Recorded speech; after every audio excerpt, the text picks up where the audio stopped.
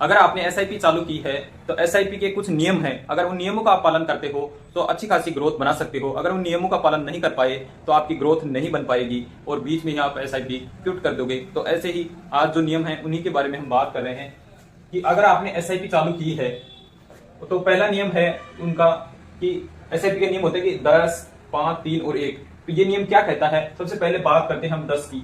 10 का मतलब यह है कि आपको एसआईपी जो की है आपको मिनिमम कम से कम 10 साल तक आपको करनी है। 10 ईयर तक आपको एसआईपी कंटिन्यू चालू रखनी है। अगर आप बीच में ही छोड़ दोगे तो आपका जो वेल्थ है वो नहीं बन पाएगा। पहला नियम ये कहता है।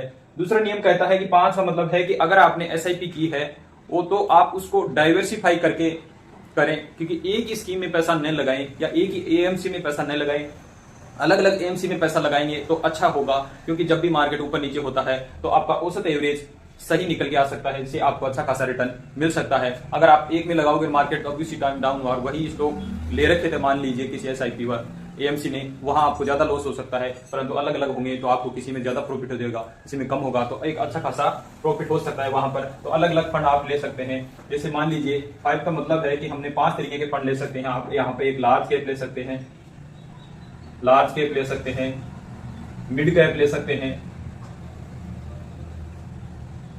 स्मॉल कैप ले सकते हैं, स्मॉल कैप ले सकते हैं, एक फ्लेक्सी कैप फंड भी ले सकते हैं,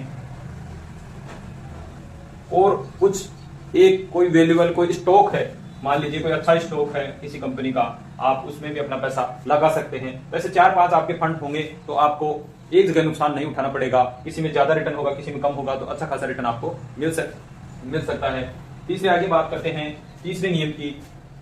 मान लीजिए अगर तीसरा नियम का भी आप पालन नहीं कर पाओगे और अगर अच्छे से पालन किया, दोनों ही काम है, अगर अच्छे से पालन किया तो अच्छी ग्रोथ हो जाएगी और नहीं किया तो नहीं बन पाएंगे। जैसे तीसरे नियम का 3 नियम है। इसमें आपको सबसे पहले क्या है कि आपको डिसअपॉइंटमेंट नहीं होना है, यानी निराश नहीं होना है। सबसे पहले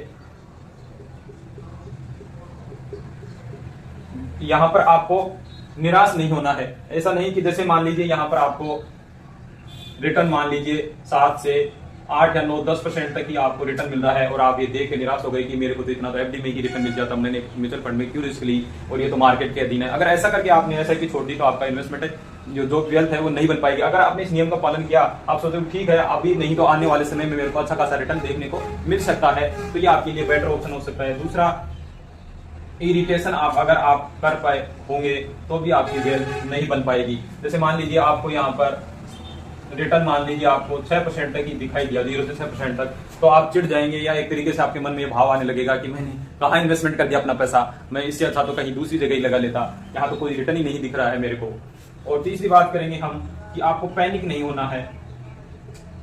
पैनिक, क्योंकि जब भी मार्केट डाउन होगा और आपका पैसा रिटर्न की बजाय यहाँ पर आपको नेगेटिव भी दिख सकता है, तो आप पैनिक होगे और अपना पैसे को विड्रॉ कर लोगे और विड्रॉ करने के बाद तो पैसा वैसे ही नहीं बन पाएगा, तो आपको नुकसान हो जाएगा और वहां से आप अपना पैसे को विड्रॉ कर लेंगे। परंतु आपको ऐसा नहीं करना है। अगर आपको अच्छी वेल्थ और लमसम का अगर आपको करोड़पति बनना है या अच्छी वेल्थ बनानी है तो आपको कंटिन्यू लगातार इन चीजों का पालन करना होगा, तभी जाकर आप एक अच्छी खासी अपना वेल्थ बना सकते हो या 1 करोड़ रुपए का जो फंड है वो जोड़ सकते हो। ये महत्वपूर्ण चीजें थी और चैनल को आप प्लीज सब्सक्राइब जरूर कर लीजिए और लाइक शेयर जरूर कीजिएगा। आगे बात करते हैं, एक ये सबसे बेस्ट नियम है 1 वाला।